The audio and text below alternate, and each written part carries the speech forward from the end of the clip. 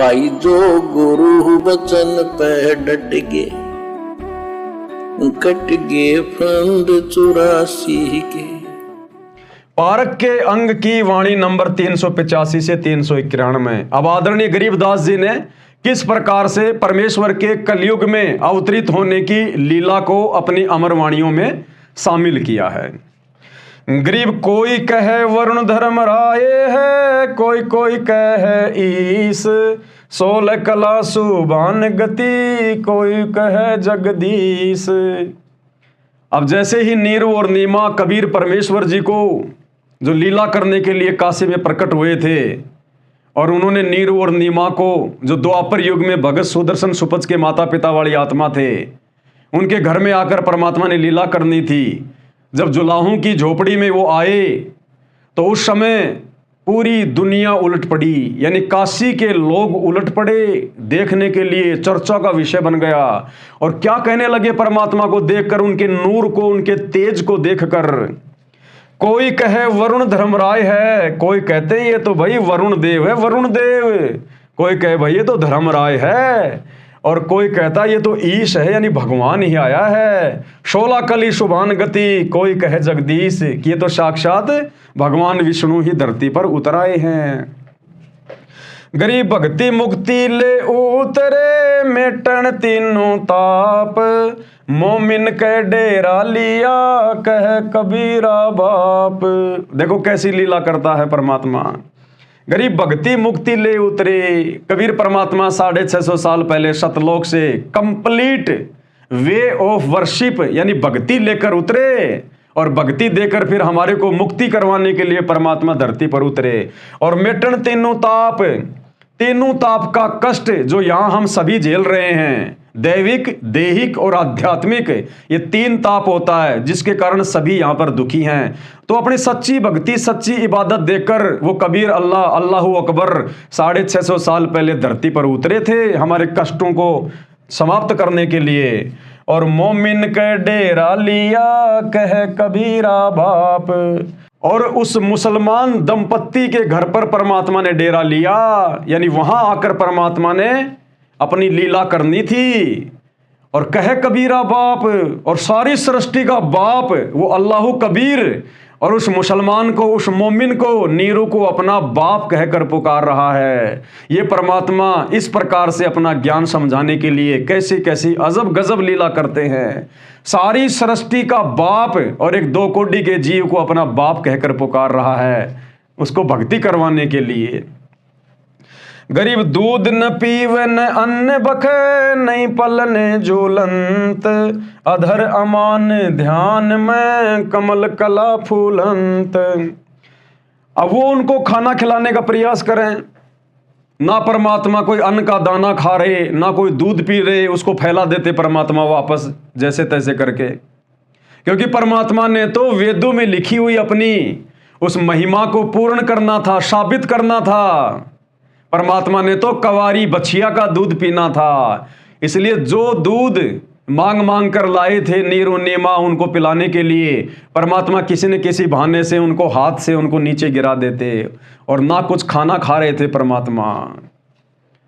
गरीब दूध न पीवे न अन्न बखे, नहीं पलने झूलंत, और अधर अमान ध्यान में, कमल कला फूलंत। और परमात्मा उस झूलने में, उस पालने में भी अधर यूं बैठे, अधर अधरमदार, अधर अमान ध्यान में, कमल कला फूलंत।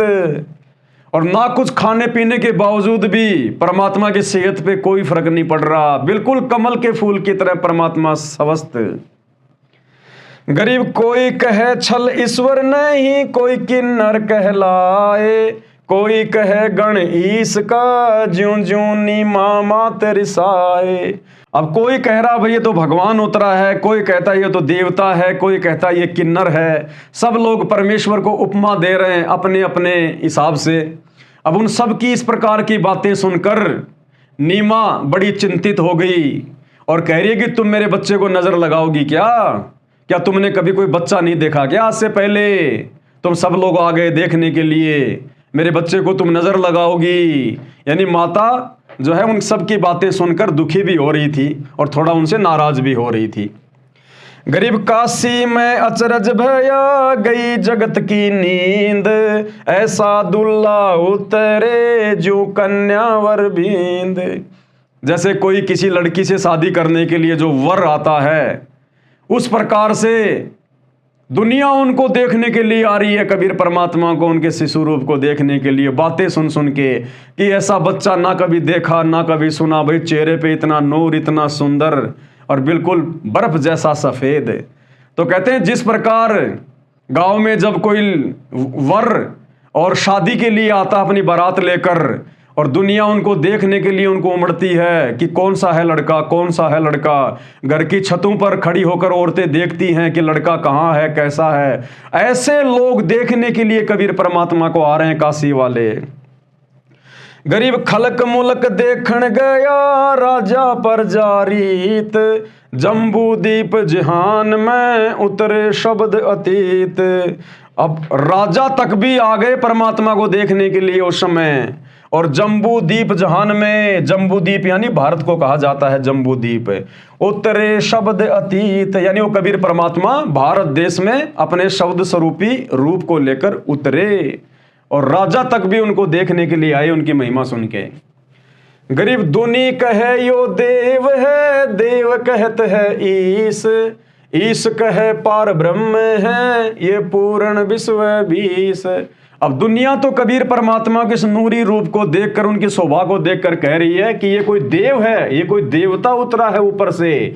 दुनी कहे यानी दुनिया कहे यो देव है, और देवता ऊपर बातें कर रहे हैं परमात्मा को देख देख के कि भैया ये तो कोई भगवान है, हम देवताओं में से तो कोई नहीं है भाई, ये तो कोई भगवान है, भगवान। और ईश कहे पार ब्रह्म है, वो देवता तो कह रहे थे कि ये ब्रह्मा विष्णु महेश में से कोई है, भगवान है ये। और ब्रह्मा विष्णु महेश तीनों आपस में बात कर रहे हैं भगवान को देखकर अपनी दिव्य दृष्टि से कि भाई ये तो कोई पार ब्रह्म है, कोई ऊपर की शक्ति है ये तो। ईश यानी ब्रह्मा विष्णु महेश, ईश कहे पार ब्रह्म है, ये पूर्ण विश्व बीस। सरलार्थ किया है गुरुदेव ने। बालक को लेकर नीरू तथा नीमा अपने घर जुलाहा मोहल्ला कॉलोनी में आए। जिस भी नर व नारी ने नवजात शिशु रूप में परमेश्वर कबीर जी को देखा, वह देखता ही रह गया। परमेश्वर का शरीर अति सुंदर था, आंख जैसे कमल का फूल हो, घुंघराले बाल, लंबे हाथ, लंबी लंबी उंगलियां, शरीर से मानो नूर झलक रहा हो। पूरी काशी नगरी में ऐसा अद्भुत बालक नहीं था।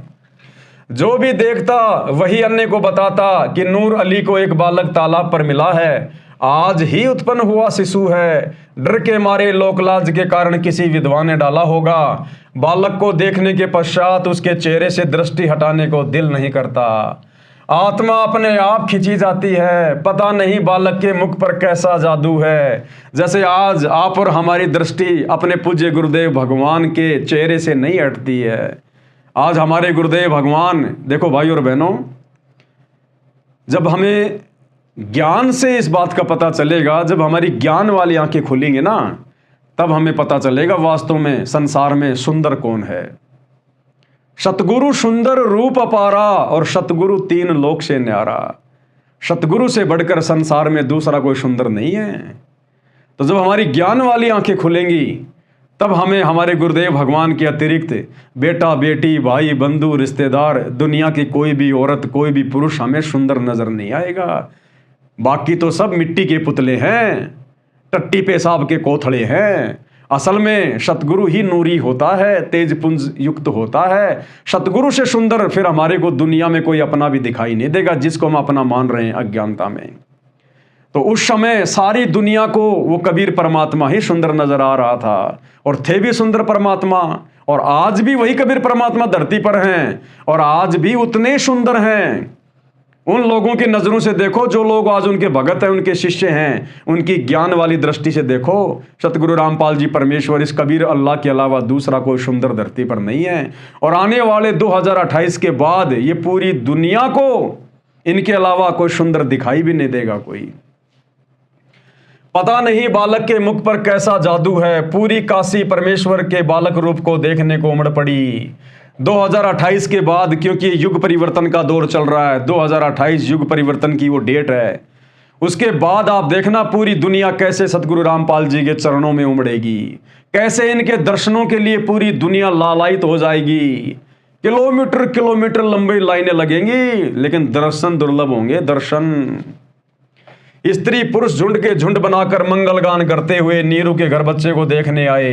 इसी प्रकार आने वाले समय में दुनिया झुंड के झुंड बनाकर युग परिवर्तन के बाद सतगुरु रामपाल जी के दर्शनों के लिए आएगी। वही लीला भाई, भगवान वही है तो लीला भी वही होगी भाई।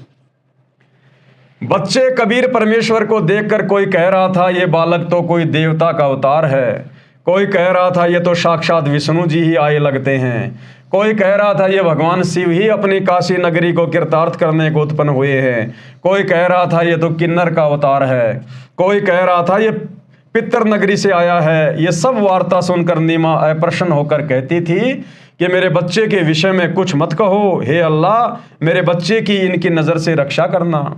तुमने कभी बच्चा देखा भी है कि नहीं? ऐसे समूह के समूह मेरे बालक को देखने आ रहे हो। आने वाले स्त्री पुरुष बोले, हे नीमा हमने बालक तो बहुत देखे परंतु आपके बालक जैसा नहीं देखा, इसलिए हम इसे देखने आए हैं। ऊपर अपने अपने लोकों से श्री ब्रह्मा जी, श्री विष्णु जी तथा श्री शिव जी भी झांक कर देखने लगे। काशी के वासियों के मुख से अपने में से श्री ब्रह्मा, श्री विष्णु तथा श्री शिव जी में से एक बालक होने की बात सुनकर बोले कि ये बालक तो किसी अन्य लोक से आया है, इसके मूल स्थान से हम भी अपरिचित हैं, परंतु है बहुत शक्ति युक्त, कोई सिद्ध पुरुष है। कौन? वो ब्रह्मा विष्णु महेश भी ऊपर बैठे बैठे बातें कर रहे हैं।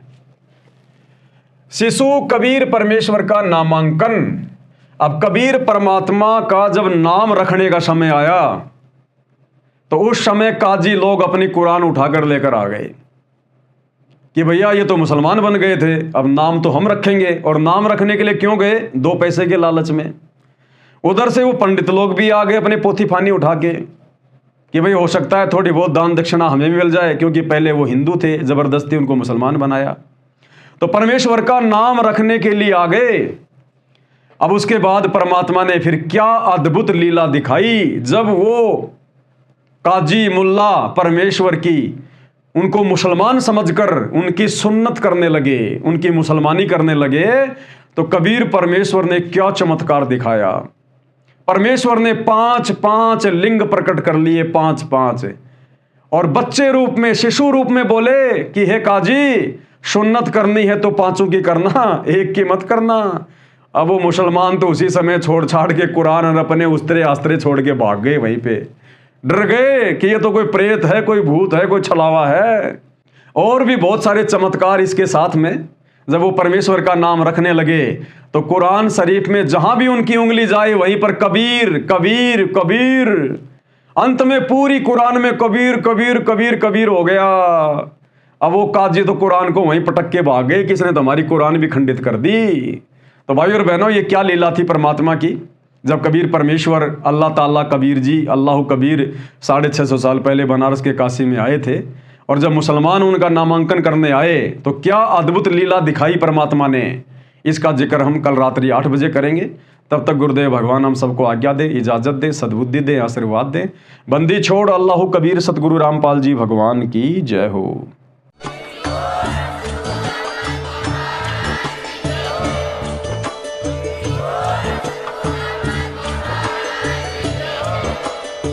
भाई जो गुरु बचन पे डट गे, कट गे फंद 84 के, कट गे फंद 84 के, कट गे फंद 84 के।